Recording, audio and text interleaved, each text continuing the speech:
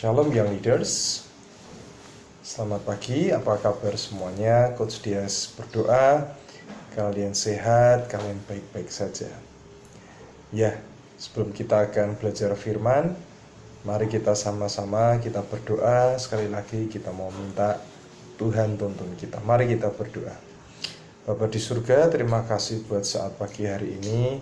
Sebentar kami akan belajar firman Roh Kudus yang tolong kami terangi setiap hati kami dan buat kami menangkap setiap pesan Tuhan dan melakukan dalam kehidupan kami sehari-hari. Terima kasih Tuhan, hanya di dalam nama Yesus kami bersyukur dan percaya. Semua katakan amin. Nah, Young Leaders, kita akan belajar lagi tentang firman Tuhan. Kita mau akan terus belajar tentang pemimpin yang rendah hati. Pemimpin yang rendah hati bagian pertama, masih ingat? Yang pertama, bahwa kita harus punya kehidupan berdoa. Ya, yang namanya pemimpin yang rendah hati, kita akan punya kehidupan berdoa. Artinya apa? Artinya, kalau kita sedang berdoa, kita sedang mengandalkan Tuhan. Ya, kalau kita jarang berdoa, ya itu artinya sendiri. Berarti yang pertama adalah ayo kita punya kehidupan berdoa. Itu yang pertama. Yang kedua masih ingat juga, yaitu punya hati yang terbuka dengan saran, dengan nasihat, bahkan kritikan sekalipun. Dan pada kesempatan kali ini kita akan sama-sama belajar pemimpin yang rendah hati, yang mempunyai sikap hati yang mudah bertobat. Sekali lagi, pada kesempatan pagi hari ini kita mau belajar pemimpin yang rendah hati, yang punya sikap hati bertobat. Ya, Young Leaders. Nah, sekarang Coach Dias akan bacakan satu ayat. Kita akan mau buka sama-sama dalam kitab Kisah Para Rasul. Ya. Mari kita buka sama-sama Kisah Para Rasul 3 ayat 19. Kisah Para Rasul 3 ayat 19. Kisah Para Rasul 3 ayat 19. Katakan, karena itu sadarlah dan bertobatlah supaya dosamu dihapuskan. Ya, supaya apa? Supaya dosamu dihapuskan. Yang Leaders, kita tahu kalau kita bikin pelanggaran, kita melakukan yang kita tidak suka, itu adalah dosa. Yang Tuhan tidak suka, maaf, itu adalah dosa. Jadi dosa itu punya arti missed. Artinya miss, jadi tidak tepat sasaran.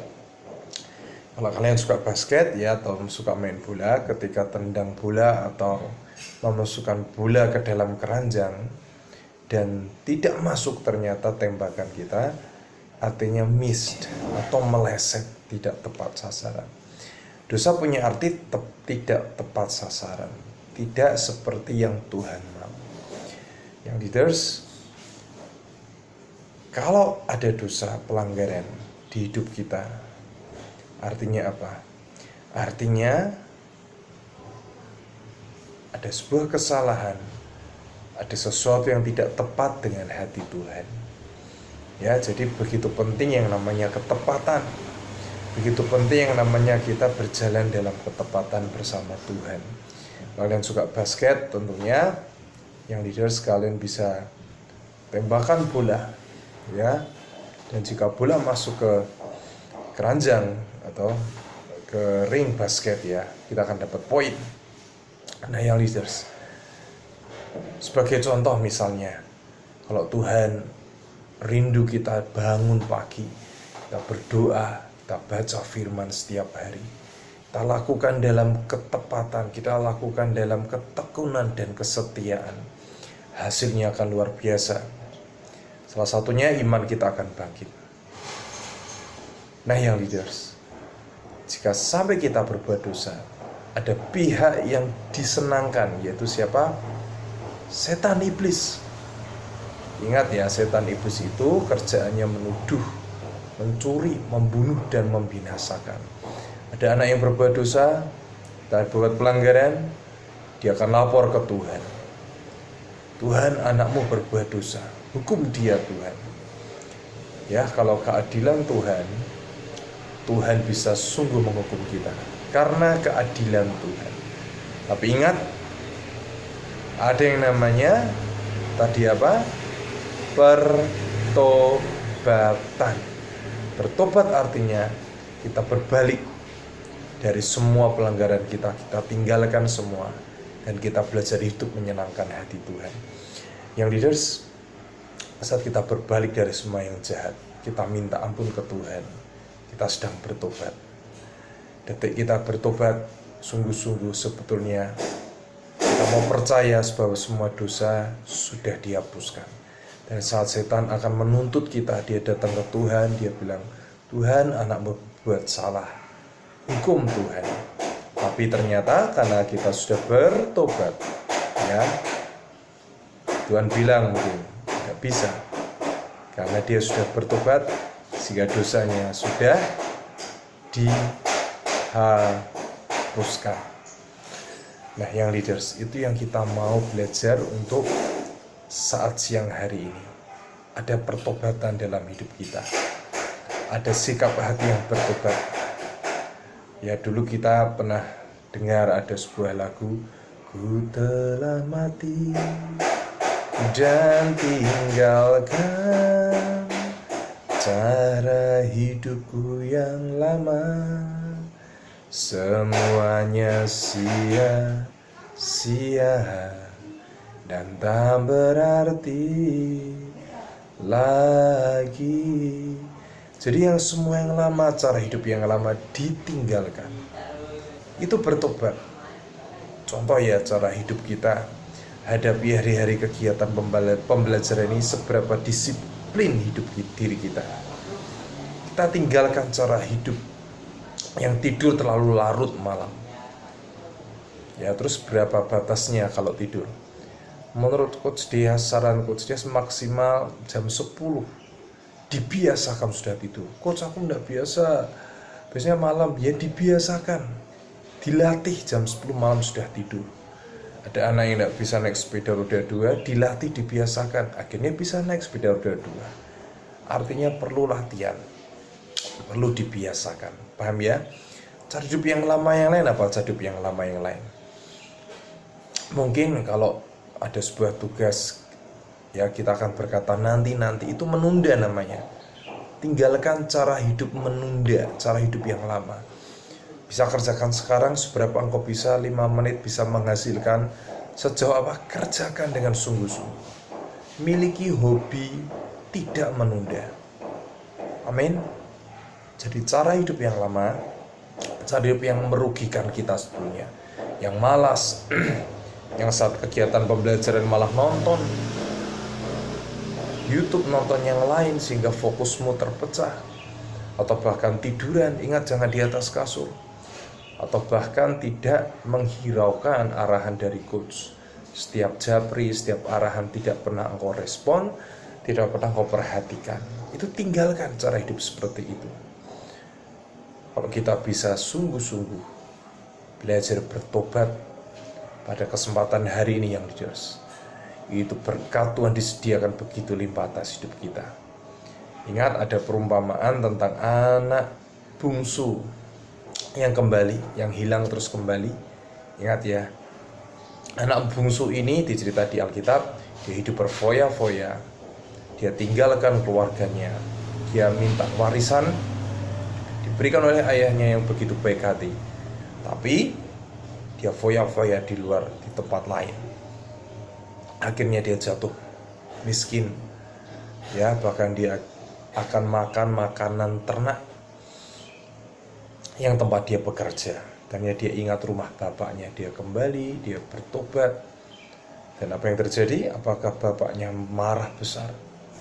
Justru sebaliknya, dari jauh bapak ini justru lari menjemput anaknya. di peluknya dia. Cukup besok enggak, dikasih sepatu, dikasih cincin, dikasih jubah, masih dipestakan lagi.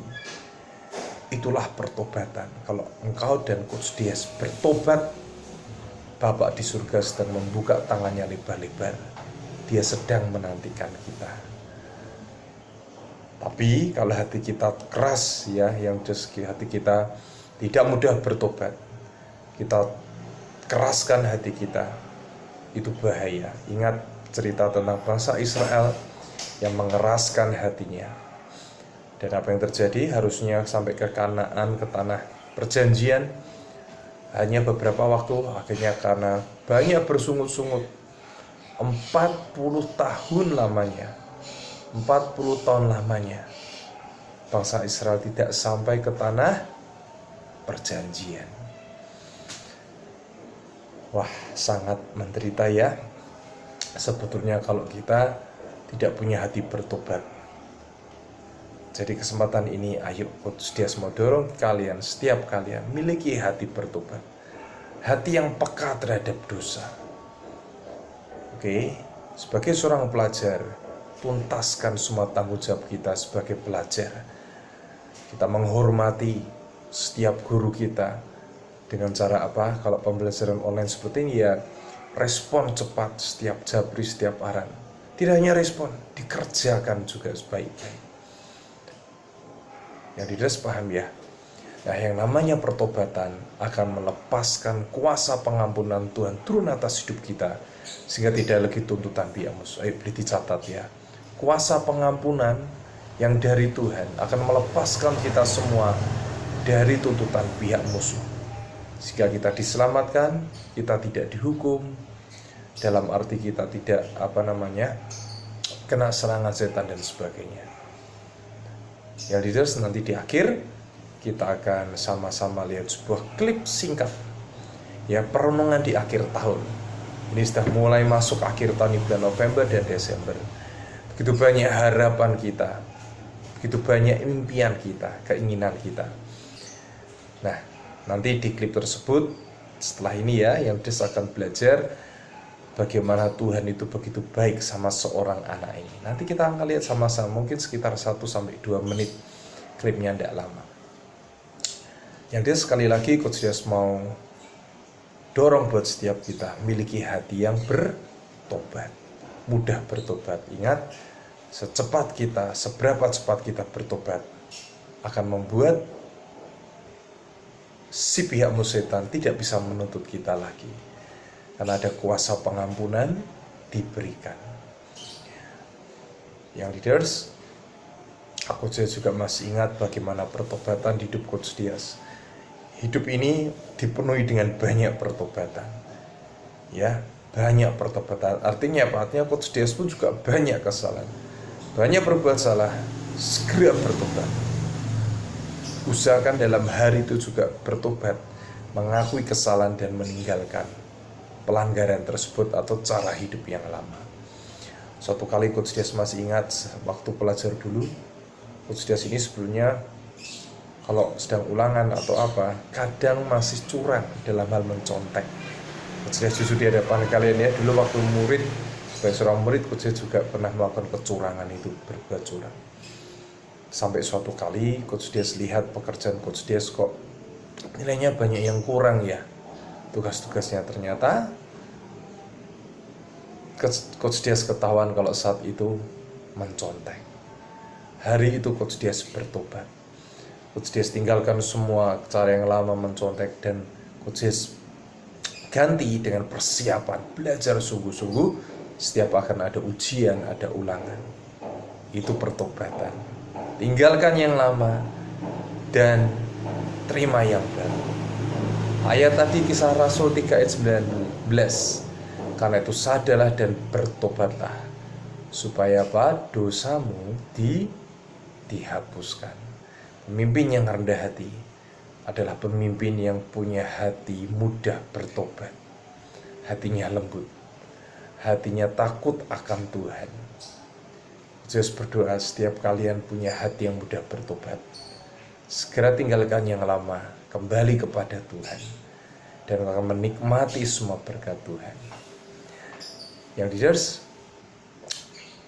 ayat terakhir, Wahyu 3 ayat 19. Wahyu 3 ayat 19. Ya, boleh dicatat ya. Setelah ini ingat, catatan devotion kumpulkan segera setelah usai devotion. Dibiasakan, dilatih, kumpulkan segera. Dicatat, yang nyatat ayo susu mencatat. Barang siapa ku kasihi, ia ku tegur dan ku hajar. Sebab itu relakanlah hatimu dan bertobatlah. Sudah surang ya, Wahyu 3 ayat 19. Barang siapa ku kasih, ia ku tegur dan ku ajar. Sebab itu relakanlah hatimu dan bertobatlah. Ayo miliki hati yang rela dan mudah bertobat. Kadang Tuhan izinkan terjadi teguran di hidup kita, dan tidak enak namanya, tapi itu sebuah didikan. Dan Tuhan mau yang hati kita ini mudah bertobat. Itu yang Tuhan mau. Kita relakan hati kita dan belajar bertobat. Tips untuk kita mudah bertobat gimana? 1. Baca firman Tuhan. Setiap hari baca firman Tuhan, baca Alkitab. Dan banyak berdoa, banyak menyembah, memuji Tuhan. Itu akan membuat hati kita mudah bertobat. Hati kita jauh dari yang namanya hati yang keras. Karena apa? Firman Tuhan akan melembutkan hati. Banyak menyembah, banyak berdoa memuji Tuhan akan buat hati kita juga semakin melekat ke Tuhan. Amin yang leaders. Ntar kita akan lihat klipnya. Sebelum kita lihat klipnya, mari kita berdoa. Tuhan Yesus, terima kasih untuk saat pagi hari ini kami belajar yang namanya pertobatan. Buat setiap kami, Tuhan punya hati yang mudah bertobat, hati yang mencintai Tuhan. Sebentar kami akan lihat klip, buat kami menangkap pesan Tuhan lewat klip singkat ini. Berkati setiap kami, yang lemah dikuatkan, yang miskin diperkaya, dan yang sakit sudah disembuhkan. Indonesia diberkati. Shalom Tuhan menguasai kota kami, keluarga kami, dan banyak pertobatan terjadi atas kota kami, bangsa kami. Terima kasih Tuhan. Dalam nama Yesus kami bersyukur dan percaya. Haleluya. Semua katakan amin. Kita akan lihat klipnya sebentar. Dan ingat, segera kumpulkan catatan devotion. Segera ke Google Classroom. Terima kasih, Tuhan Yesus memberkati. Tetap semangat. Shalom.